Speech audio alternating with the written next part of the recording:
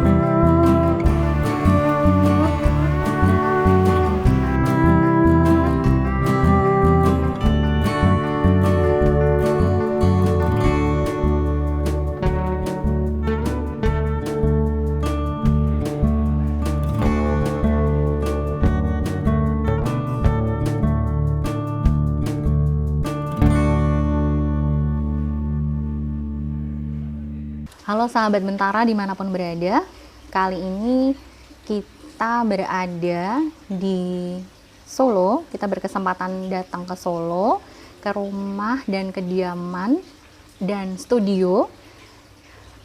Beliau adalah seorang koreografer, seorang penari, dan dosen di ISI Surakarta. Tanpa berpanjang kata, mari kita sapa dan ucapkan selamat siang untuk Mas Eko Supriyanto. Selamat siang Mas Eko, apa Selamat kabarnya? siang Mbak, Alhamdulillah baik. Kami senang banget kita berada di studio Mas Eko, dan kabarnya ini adalah studio yang baru ya Mas ya? Iya, baru tahun ini kita resmikan. Dan ini adalah istilah Jawanya kita nganyari ya Mas ya? Ya, betul. Bentara Budaya datang ke sini untuk nganyari studio barunya Mas Eko Supriyanto. Nah, untuk mengingat dan mengenang kembali, menggugah ingatan bahwa Mas Eko Supriyanto ini mungkin sudah sempat banyak diobrolkan di podcast lainnya ya Mas ya, bahwa Mas Eko adalah salah satu penari dari Madonna. Nah, nanti tuh mungkin kita bisa cerita lebih lanjut ya Mas ya. Iya. Terima kasih sekali kami sudah diizinkan untuk ngobrol santai siang hari ini Mas Eko, kesempatannya. Sama-sama Mbak. Mungkin kita segera ngobrol kali ya Mas ya. Boleh. Dari tadi padahal udah ngomong terus ya. Mungkin kita akan lebih cerita tentang proses Mas Eko. Mas Eko Supriyanto, mungkin banyak sahabat Bentara di rumah yang belum tahu Mas Eko Supriyanto, bagaimana proses berkaryanya Mas Eko gitu. Yeah. Mas Eko bisa cerita mungkin bagaimana awal mula pertama memasuki dunia tari. Kemudian kami dengar juga Mas Eko dari kecil sudah mengenal dunia tari itu. Nah, gimana tuh Mas, bisa cerita ke kami? Kebetulan dan sangat beruntung saya sebetulnya dididik dari keluarga seniman, terutama eyang saya, kakek saya, yang sebetulnya juga pemain wayang orang, tapi juga guru silat dan seorang dokter. Okay. Jadi di tradisi kami itu setiap keluarga yang cowok terutama itu mendapatkan kesempatan untuk belajar bersama beliau.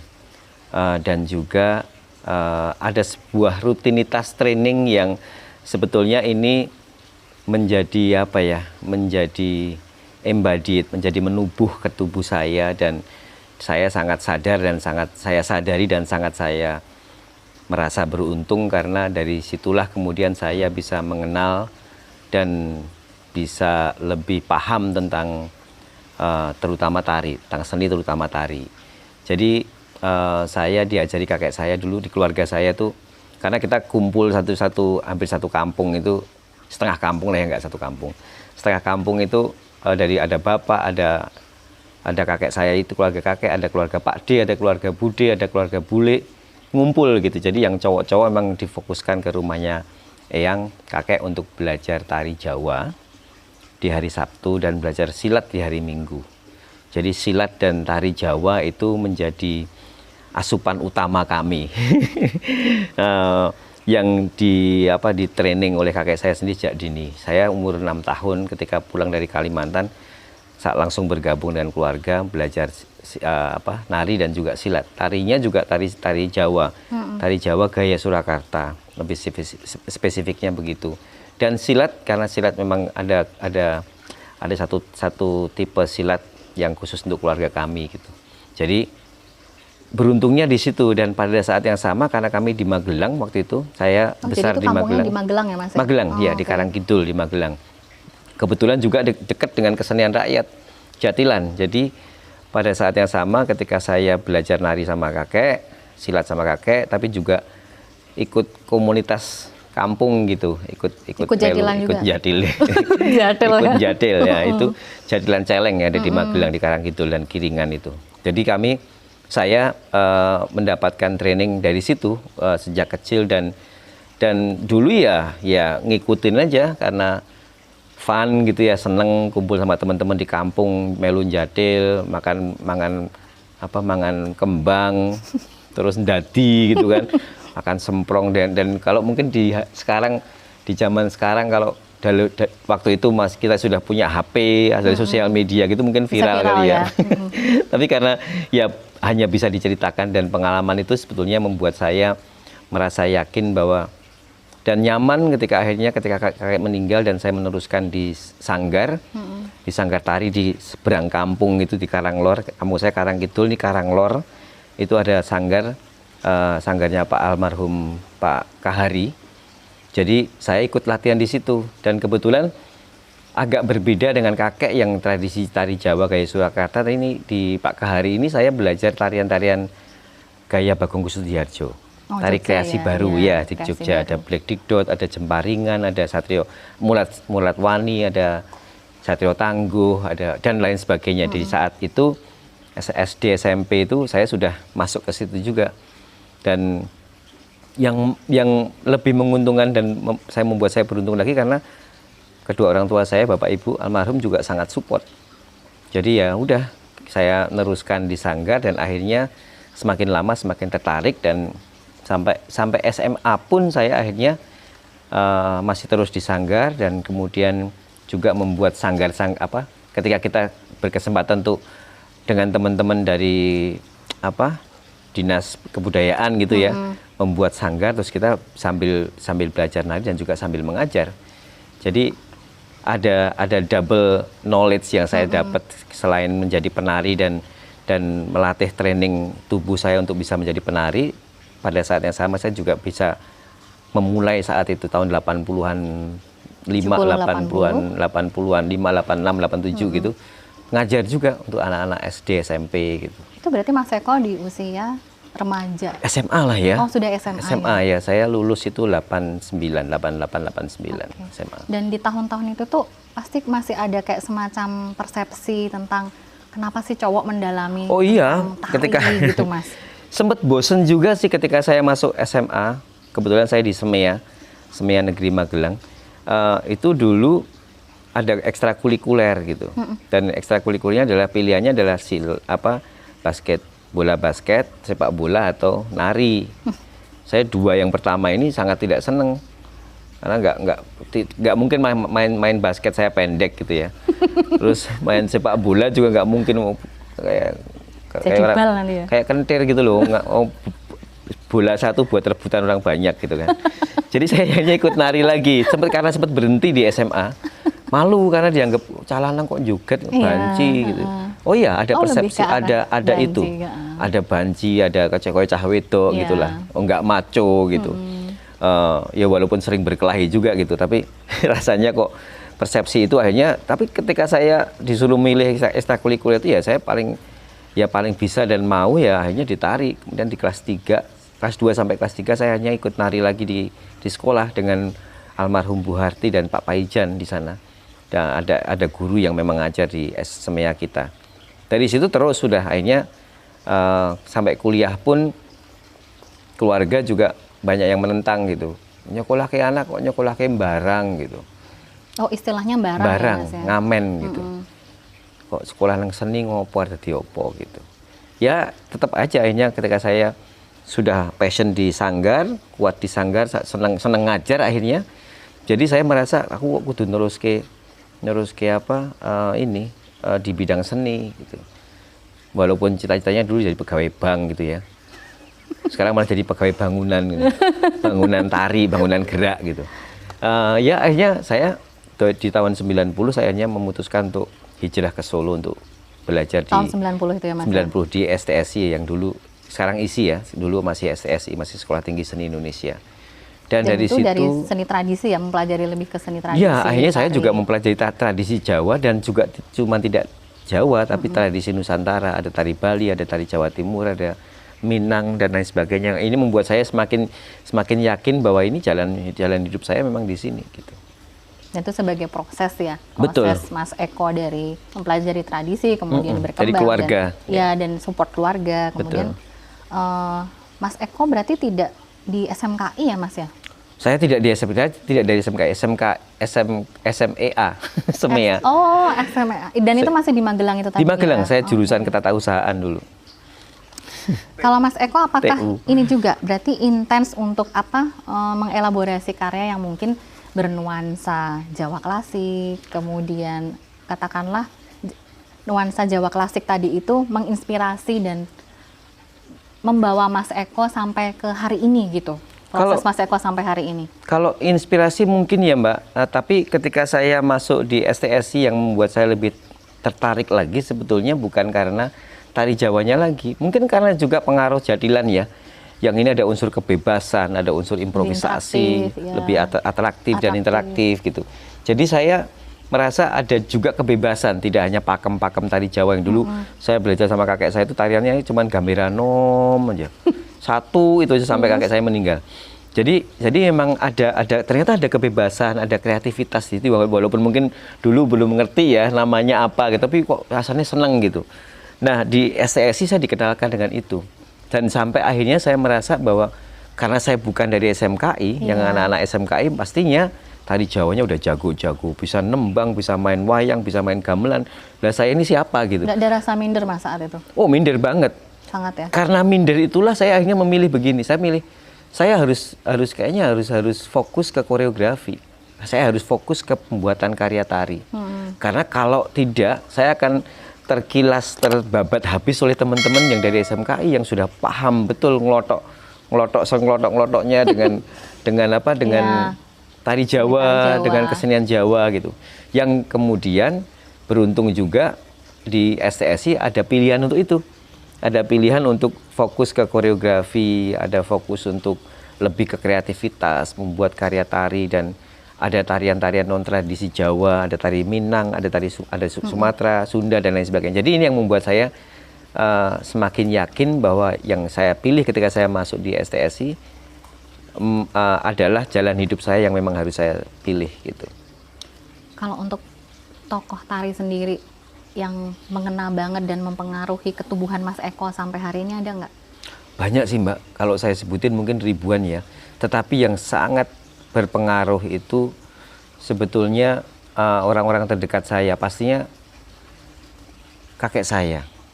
Terus ada satu guru di Magelang yang saya ingat betul, ini yang terus memberikan saya motivasi, memberikan wawasan gitu bahwa di tari itu tidak hanya akan belajar tarian, tapi juga akan bertemu banyak orang.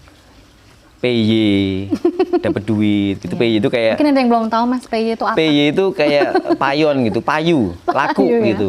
Kita menjual dan laku gitu dan akhirnya dapat jenang. Dapat jenang, dapat uang lah katakanlah gitu. Jadi namanya Pak Alit Mariono yang sebetulnya menjadi bapak saya lah yang memang betul-betul paham tentang jalan-jalan kita kowe kudu ngene, bakatmu nang kene gitu. Bakat kamu di sini. Jadi memang harus ditekuni karena ini kayaknya jalan hidupmu gitu. Dan Pak Alit selalu pesen gitu, golek jeneng sik aja golek jeneng.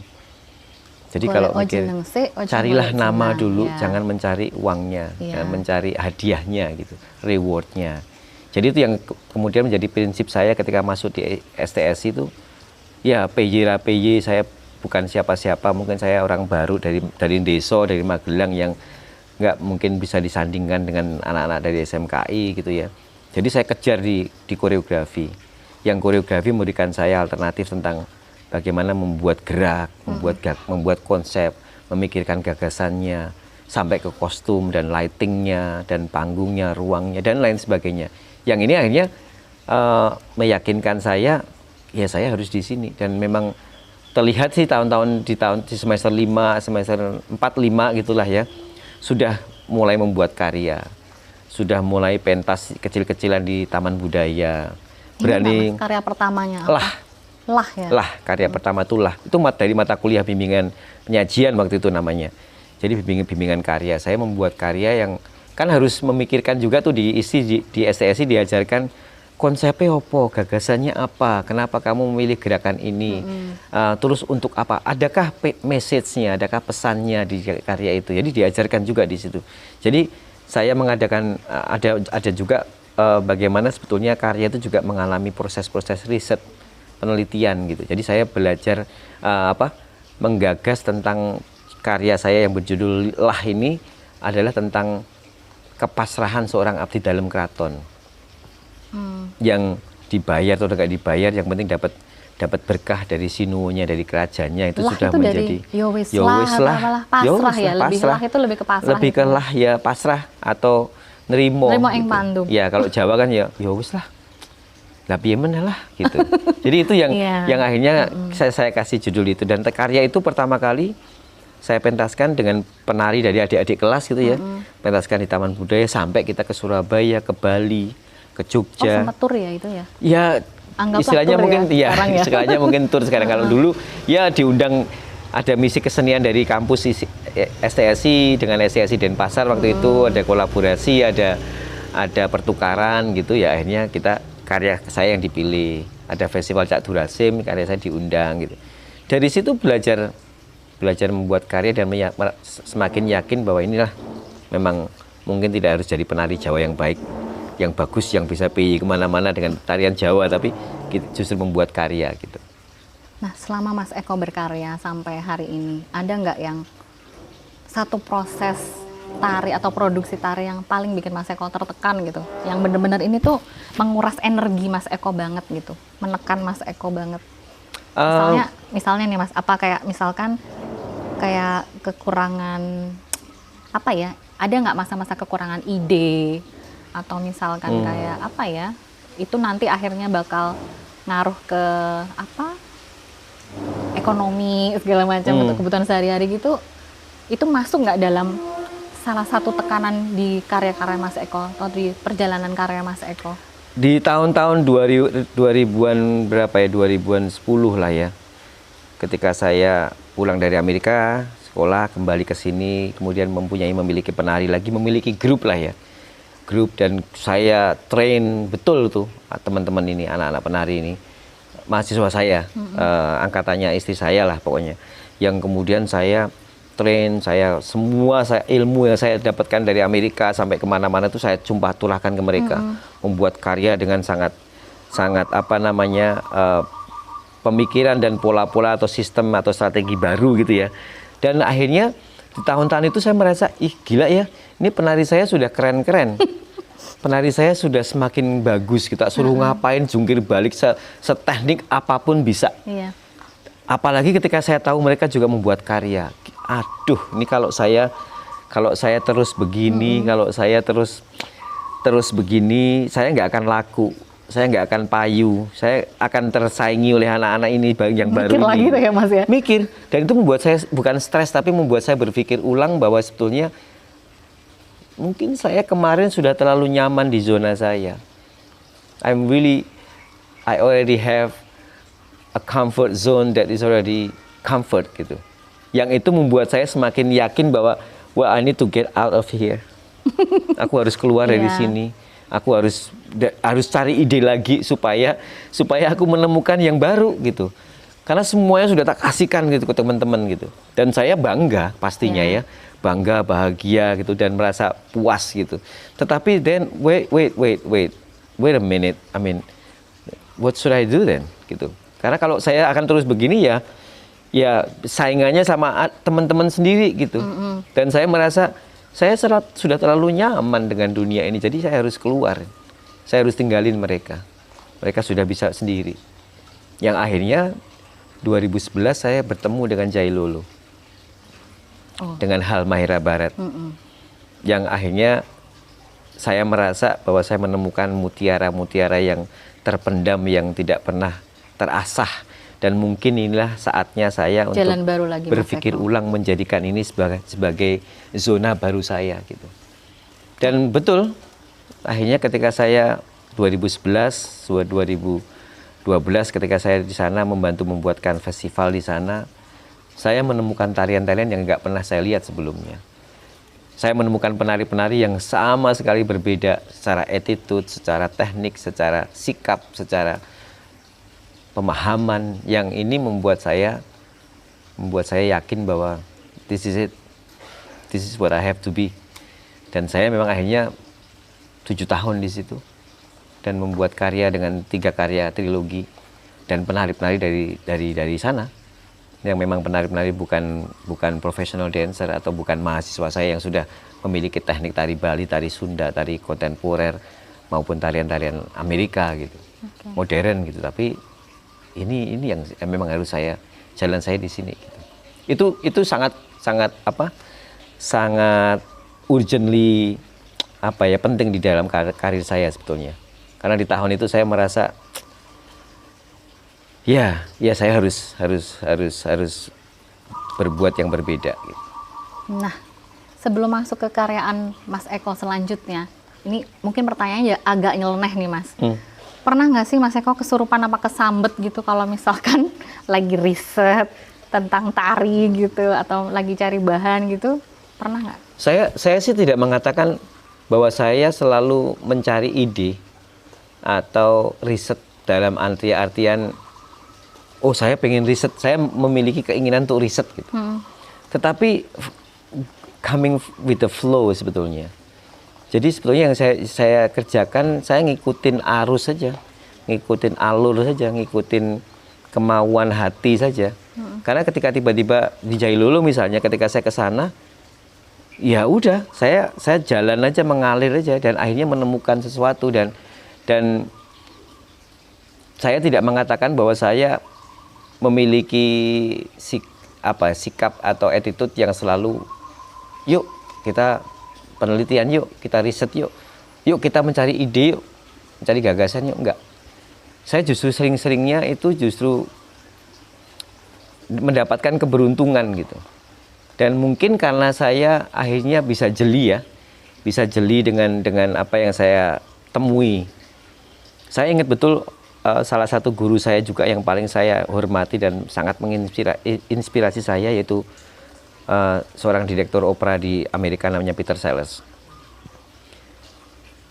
Satu kalimat yang dia sering katakan ke saya, dan itu terus dikatakan sampai ketika kita sering banyak keluar di Paris, di Austria, di mana gitu, ngobrolnya begini. Dia selalu bilang, one thing in life, Eko, that you have to meet people. Then when you meet those people, you will also searching and asking where they coming from and who they are. Dengan kata-kata who they are tadi, sebetulnya dia bilang kamu akan belajar banyak dari orang itu. Makannya apa, kulturnya bagaimana, tidurnya bagaimana, tariannya apa, dan sampai ke hal-hal yang sifatnya personal.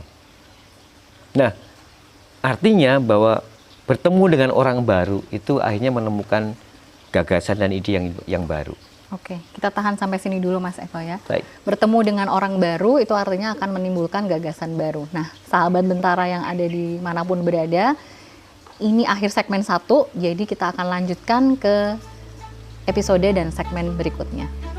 Saya sebagai koreografer, sebagai yang mungkin lebih terkenal, lebih dikenal gitu, tidak bisa juga saya bekerja sendiri.